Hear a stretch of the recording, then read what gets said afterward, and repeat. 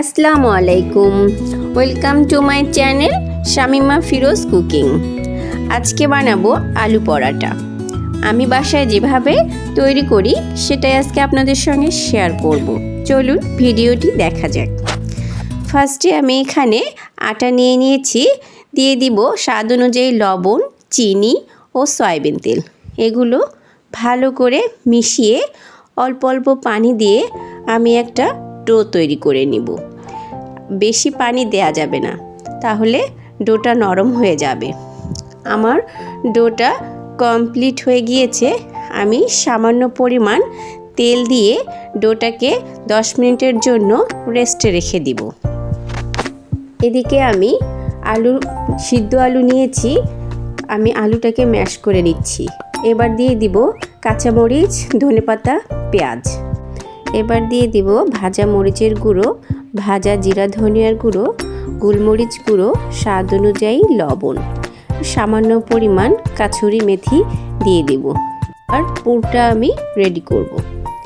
আমার পুরটা এদিকে রেডি হয়ে গিয়েছে। এবার চলে যাব পরাটা বানানোর জন্য। আমি এদিকে আটাগুলো লেচি কেটে নিব। আমি একটা একটা করে লেচি কেটে নিয়েছি। এভাবে লেচিগুলো আমি ডো তৈরি করে নিয়েছি। এবার রুটি বানিয়ে এর মধ্যে পুর দিয়ে দিব। আমি এভাবে বানিয়ে নিচ্ছি। আপনারা যেভাবে বাসায় পরোটা তৈরি করেন ওইভাবে বানিয়ে নিলেই হবে। আবার আমি যেভাবে বানাচ্ছি ওভাবেও আপনারা বাসায় বানাতে পারেন। আস্তে আস্তে চাপ দিয়ে দিয়ে আলুর পুরগুলোকে সরিয়ে দিতে হবে।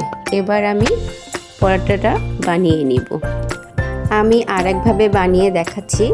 প্রথমে ডোটাকে অল্প একটু রুটির আকারে শেপ দিয়ে আমি পুরটা দিয়ে এভাবে গোল করে নিব। এবার হাতের তালু দিয়ে আস্তে আস্তে চাপ দিয়ে আমি রুটিটা বানিয়ে নিব। এভাবে আমি সবগুলো রুটি বানিয়ে নিয়েছি। আমি চুলোয় ফ্রাই প্যান বসিয়ে দিয়েছি। এবার রুটিগুলো সেঁকে নিব।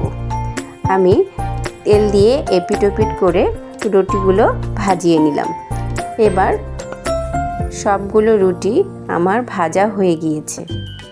বাজারে নতুন আলু এসেছে, আপনারা এই নতুন আলু দিয়ে এই আলু পরাটা বাসায় তৈরি করতে পারেন। আসসালামু আলাইকুম, বাই বাই।